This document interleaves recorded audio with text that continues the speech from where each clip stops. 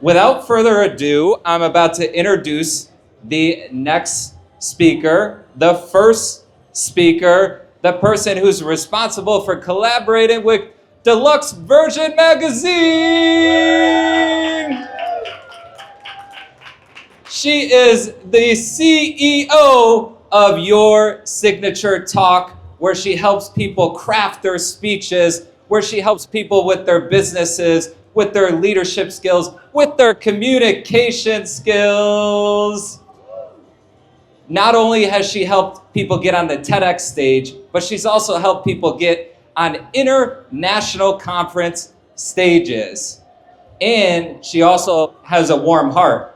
She started the Charlotte Girls Who Walk movement in Charlotte, North Carolina, and she is about to talk about leading with confidence. Give it up for Robyn Riedlinger. You got more than that. Come on, give it up.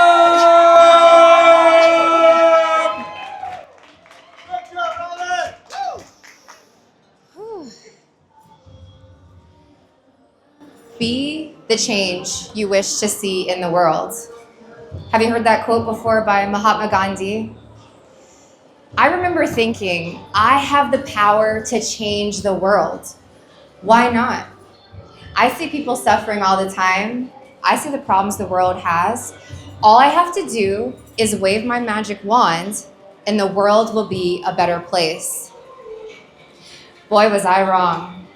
You see, the real meaning behind be the change you wish to see in the world is you first have to make the change, and then the world around you will begin to change. It's an inside job. That means once we make the shift internally, as we show up at events like this, to family dinners, or to other interactions, we can showcase the change we have made to ourselves, essentially becoming the light for others. This is not ego. It's not your representative. It's not the various characters or personas that give us a false sense of safety while wearing them, but the truth of who we are at our core shared with others. That is the definition of a true positive influence. Life was never easy for me. I was raised in an abusive home, bullied every day in middle school, and my self-esteem was shot by age 10. I remember riding home every day on the school bus, having kids spew hatred out of their mouths at me, as if I was some sort of soundboard for their inability to access their hearts. This led to me crying every day as I walked home from the school bus, only to sit in front of a video game and wait until my mom got home to cook us dinner. The imprint this left on me, along with an aggressive, domineering father figure, really tampered my ability to understand true love. You see, I was taught yelling and abuse was a source of power because it yielded control and it instilled a sense of fear in others, making it so only one voice could be heard. When life teaches you at an early age that the world is a mean and scary place, one of the hardest things you will ever do is find your way back to internal safety. Sorry, Robyn, we don't get what we want in life. I recall hearing once. Isn't it fascinating that the very people who are not happy or satisfied with themselves are the ones negatively influencing others? And if you're not careful, you just might believe it. Fortunately, we have successful leaders like Oprah Winfrey who remind us that you don't become what you want, you become what you believe. And Walt Disney who says, if you can dream it, you can do it. And Simon Sinek who says, be the leader you wish you had. And finally, Steve Jobs who says, your time is limited, so don't waste it living someone else's life. To truly embrace your power to lead with confidence, you must remember the change starts with you. A lot of people who pursue public speaking today, they come from either an acting or performance background. My story is a little different. In 2018, I was working at a speech therapy company as the office manager. Although I didn't work directly with our patients, I heard stories about children who spent their entire youths trying to access their voice. They had autism, speech impediments, and other uncontrollable diagnoses that speech pathology couldn't always cure. As you can imagine, I gained a lot of empathy in this area of communication, especially since I am someone who has a voice, just didn't know how to use it at the time.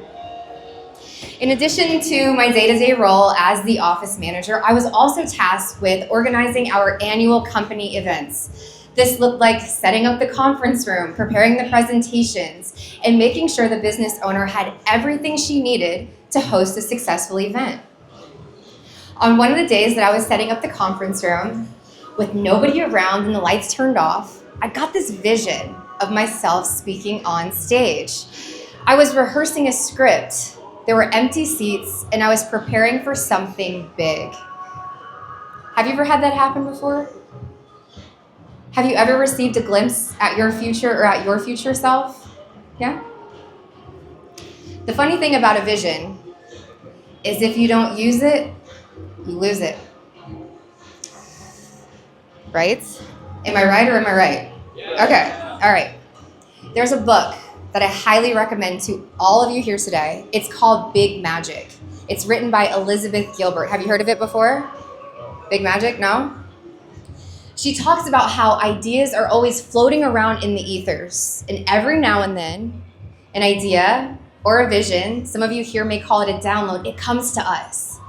And if you don't claim it as your own by taking action on it immediately or writing it down, it goes back into the ethers for someone else to claim as their own. Think about how many times you've been scrolling social media, or maybe you're out shopping somewhere and you see somebody with the same idea as you. Hey, have you had that happen before? Yeah. I didn't want that to be me. I knew that someday I would speak on stage. I just didn't know how to get there yet. For the following years, this vision became my North Star. Shortly after leaving the speech therapy company, I went out on my own to start my first business in business operations. I was meeting new people, got a couple contracts under my belt, yet like a plane trying to take off but just can't seem to catch wind. I failed. I was crushed. Why isn't this working? I remember asking myself. The truth is, I didn't know how to sell, I didn't know how to negotiate contracts, and I definitely didn't know how to speak up for myself. So I did the one thing I told myself I would never do. I updated my resume. Do you know the difference between an entrepreneur and an employee? Anybody? An entrepreneur knows how to sell for themselves. Yet one of the main reasons most businesses fail in the first 1 to 3 years or never become profitable is because a lot of people don't know how to sell what it is that they do. You must be bought in for someone else to be bought in on whatever your vision is. Think about what goes into selling. Human psychology, an in-depth understanding of your product or service, a desire to be of service and help others, the opportunity for a better lifestyle. Yet we were afraid to speak up and ask for what it is we were worth, and instead we updated our resume to get back in line for a job that we don't want. How many of you have been there before? Repeating an old pattern, wondering why you keep running the same play over and over again? Buy into something new, something inspiring. Why don't you buy into you? But don't think this doesn't come with responsibility. When you decide to go all in on you, that means you look out for player one and you commit to the long game. No more early quitting, waiting until New Year's to set your goals, and definitely no more excuses for why you aren't where you want to be in your business today. If you are called to leadership in any capacity, you have a big job that will require you to put your big girl and big boy panties on. While many of us will make an impact with the work we do today, our leadership goes beyond today's generation. It is intended for the generations to come, to evolve, to educate, to lead by example, and to enrich the lives of others. We only get one life, so let's start living it. What is your comfort level with speaking up and asking the full price value of your products or services? And I'm not talking about the discounts we offer in our marketing promo cycles. I am referring to your ability to sit in front of another or many and really sell what it is that you do. It's an essential ingredient to being an entrepreneur, and without sales, you don't have a business. You have a hobby. After updating my resume, I sent it out into the job market. Within 24 hours, landed my first corporate job. Yes, thank you. I finished my bachelor's degree in project management with full tuition reimbursement, learned how to produce work for a large organization, how to be a part of an incredible team, and I launched my speaking career, all of which helped me recover from the heartbreak of my first business failure. Entrepreneurship is scary sometimes, right? It's so unpredictable. One minute we're celebrating our highest highs, and the next we are running out of gas on the side of the road and are in need of help, hypothetically speaking, of course.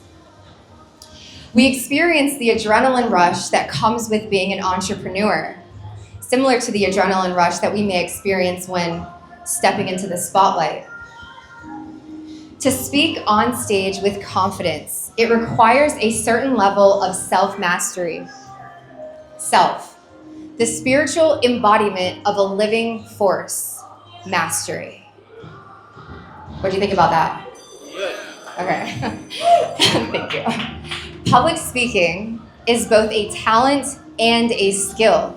It is also an art. To do it well, you'll be practicing the art of speaking. If you have a desire to lead others in business, in your home, or in your community, you're gonna have to learn how to lead yourself first. That means when life throws you curveballs, you either know how to catch them or swerve. When distractions, obstacles, and challenges present themselves to you, and they will, you remain focused on your North Star. That you know your product or service like the back of your hand, so when someone wonders why they should choose to work with you, you can say without hesitation what makes your product or service superior to others. Moral of the story, the path isn't linear. There will be detours and a necessity for more training, both personally and professionally. A magic wand, it just won't do the trick. As long as you commit to the vision, it's not a matter of if, it's a matter of when. Thank you. Holy moly.